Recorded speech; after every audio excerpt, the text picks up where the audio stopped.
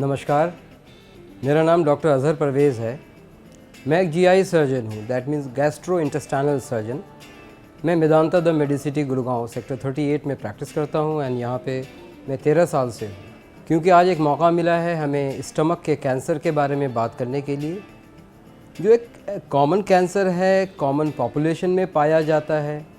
इसके नॉलेज कम होने की वजह कर जनरली डिले हो जाती है डायग्नोसिस में। तो मुझे लगा कि शायद अगर हम इसके बारे में बात करें, लोगों को इसके बारे में ज़्यादा पता चले, तो इसके ट्रीटमेंट में आसानी हो सकती है और इसमें हम एक अच्छा आउटकम क्रिएट कर सकते हैं। तो जब तक मैं ये चाय फिनिश करता हूँ, मुझे लगता है कि हम इस कैंसर के बारे में बात कर सकते हैं और एक कॉमन लैंग्वेज में इसलिए बात करना चाहता हूँ ताकि ये मास तक पहुँचे, जिसको वो समझ सकें और आगे के ट्रीटमेंट को समझ सकें और बिलीव कर सकें कि शायद ये ट्रीटमेंट, ये कैंसर इलाज के लायक है। इससे हम जान को कम्प्लीटली बचा सकते हैं।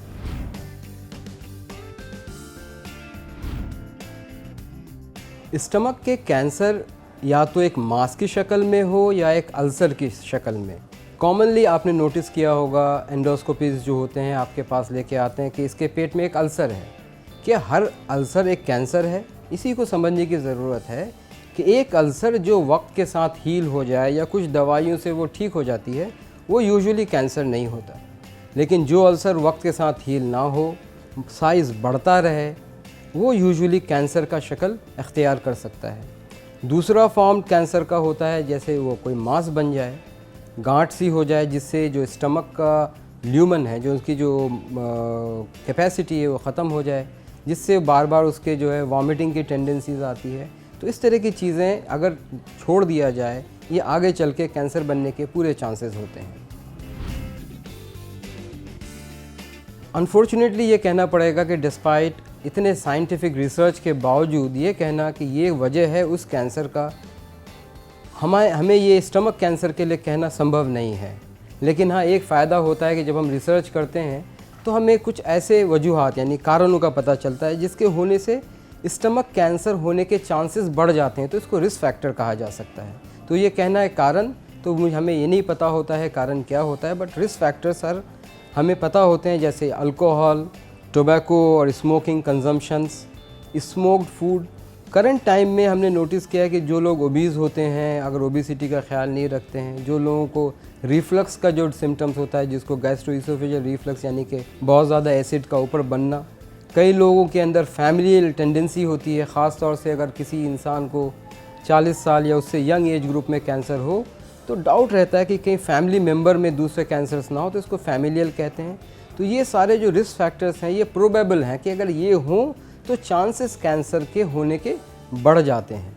और एक्चुअली ये बहुत इंपॉर्टेंट चीज़ है लोगों को जानना कि अगर हमें रिस्क फैक्टर का पता हो तो हमें एटलीस्ट एक रेड मार्क, एक फ्लैग साइन का पता होता है, ताकि हम इसको आगे बढ़ के इन्वेस्टिगेट कर सकें और ट्रीट कर सकें।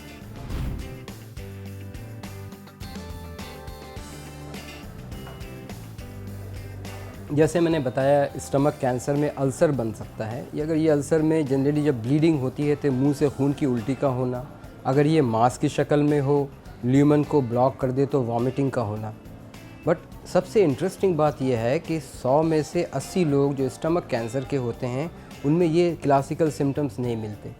जनरली उनमें unexplained weight loss, decrease in appetite मतलब भूख कम लगना, ये बहुत ही कॉमन चीज़ है, कई लोगों को होता है। लेकिन अगर ये चीज़ 2 हफ्ते, 3 हफ्ते, 6 हफ्ते तक लगातार चलता रहे, तो ऐसे सिचुएशन में ये हाई इंडेक्स सस्पिशन करता है कि इसमें ऐसा तो नहीं कोई स्टमक कैंसर हो।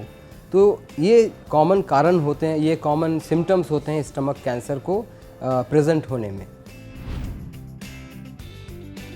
जैसे ही ये सिम्टम्स आपको नज़र आएँ और आपको लगता है आप ठीक नहीं हो रहे हैं, तो इमीडिएटली एक डॉक्टर को कंसल्ट करें, जो जनरली गैस्ट्रोएंटरोलॉजिस्ट होते हैं। वो आपको एंडोस्कोपी करते हैं। एंडोस्कोपी एक तरह की फ्लेक्सिबल ट्यूब है जो मुंह के रास्ते से पेट में डालते हैं। इसमें कोई एनेस्थीसिया की ज़रूरत नहीं है। ये 10 मिनट का प्रोसीजर है। इस एंडोस्कोपी से पता चलता है कि मांस है या अल्सर। अगर उसमें डाउट होता है तो हम उसमें से एक छोटा टुकड़ा निकालते हैं, जिसको हम बायोप्सी कहते हैं, और इस बायोप्सी से ये डायग्नोसिस कंफर्म हो जाता है। इसमें एक और मिथ चलती है कि अगर हमने बायोप्सी कर ली तो कैंसर बढ़ जाएगा। तो मैं ये बताना चाहता हूँ कि बायोप्सी, टिश्यू बायोप्सी करने से कैंसर नहीं बढ़ता है। हाँ, उसका डायग्नोसिस होता है और उसके ट्रीटमेंट में सहायता मिलती है।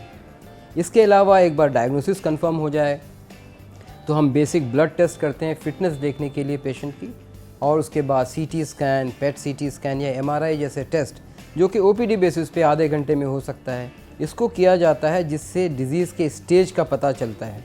इसमें भी एक मिथ है कि हम रेडिएशन देते हैं तो शरीर को नुकसान पहुंचता है, तो ये भी एक क्लैरिटी होनी चाहिए कि जो सीटी स्कैन या एमआरआई या पेट सीटी स्कैन में जो भी रेडिएशंस यूज़ होते हैं it is with in permissible limit, यानी शरीर उसको सक्षम है टॉलरेट करने में, तो उससे कोई साइड इफ़ेक्ट नहीं होते। इन सब टेस्ट से डायग्नोसिस हो जाती है, स्टेज का पता चल जाता है, इससे हम आगे क्या डिसाइड करेंगे ट्रीटमेंट में उसमें मदद मिलती है। स्टमक कैंसर के क्योर के लिए अगर मैं आपको एक चीज़ बताऊं तो वो सिर्फ ये है कि जिसको ये समस्या है उसके अंदर ये अगर जागरूकता हो जाए, ये नॉलेज हो जाए कि मेरे अंदर कुछ सही नहीं है और इमीडिएटली डायग्नोसिस के लिए आए, यानी कि अर्ली डायग्नोसिस, क्योंकि जब अर्ली डायग्नोसिस करते हैं तो बीमारी अर्ली होती है, उसको ट्रीट करना भी आसान होता है। इसके जो ट्रीटमेंट है multi modal means various type के होते हैं, जैसे कीमोथेरेपी, रेडियोथेरेपी या सर्जरी। सर्जरी में यूजुअली स्टमक का हिस्सा जिसमें वो ट्यूमर है उसको रिमूव करके उसको एक बाईपास क्रिएट करते हैं, जिसमें कोई नया ट्यूब नहीं लगाया जाता। इसी सर्जरी को फैसिलिटेट करने के लिए, ताकि इस सर्जरी के बाद लॉन्ग टर्म आउटकम अच्छा हो, कभी सर्जरी से पहले कीमोथेरेपी या रेडियोथेरेपी दी जाती है या कभी सर्जरी के बाद कीमोथेरेपी, रेडियोथेरेपी दी जाती है। इसमें भी एक मिथ होती है कि कीमो रेडिएशन जो हम देते हैं वो शरीर को नुकसान पहुंचा सकता है।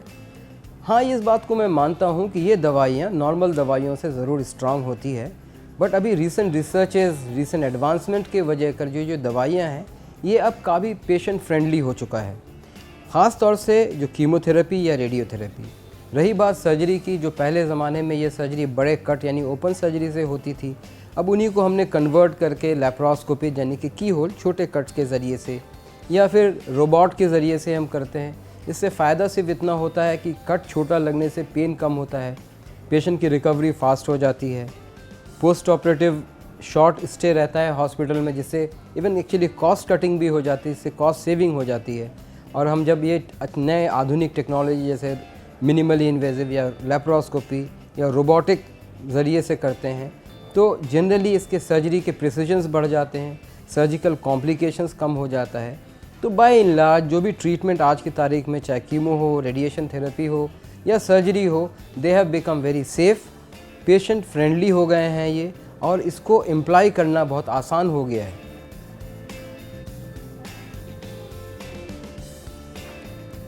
अब क्योंकि चाय ख़त्म हो गई है तो मुझे लगता है कि मैं इसको कंक्लूड करना चाहिए। मैं संक्षिप्त में सिर्फ इतना बोलता हूँ कि कैंसर का इलाज डॉक्टर की ज़िम्मेदारी नहीं है, ना ही किसी हेल्थ केयर प्रोवाइडर की ज़िम्मेदारी है। ये एक कंबाइन रिस्पॉन्सिबिलिटी है, पेशेंट की जागरूकता, देन डॉक्टर की अपनी क्षमता जिसके ज़रिए से वो डायग्नोसिस एंड ट्रीट करे, एंड एक मेडिकल फैसिलिटी जो ये सारी फैसिलिटीज़ प्रोवाइड करते हैं। कैंसर ऑफ द स्टमक, इसमें जो सबसे इम्पॉर्टेंट चीज़ है डायग्नोसिस के लिए, अगर आप जागरूक हैं और आपको ये अलार्म सिम्टम्स का पता है तो आप आगे आके इसका टेस्ट करवाएं, क्योंकि जब हम ये टेस्ट टाइमली करते हैं तो इसको अर्ली डिटेक्ट कर सकते हैं, अर्ली स्टेज में, जिसमें अगर हम ट्रीट करें तो इसको कम्प्लीटली क्योर किया जा सकता है। तो ये भी एक सवाल कभी कभी पूछा जाता है, क्या हम कैंसर को क्योर कर सकते हैं? इस आंसर का जवाब मैं ये बोलूँगा नहीं। जब तक पेशेंट में जागरूकता ना हो तब तक इसको हम पूरी तरीके से क्योर नहीं कर सकते हैं। हाँ, अगर हमें अर्ली पता चल जाए, कंबाइंड ट्रीटमेंट करें, अभी भी 70 से 80% गैस्ट्रिक कैंसर के लॉन्ग टर्म आउटकम 5 से 10 साल हम एक्सपेक्ट कर सकते हैं। धन्यवाद।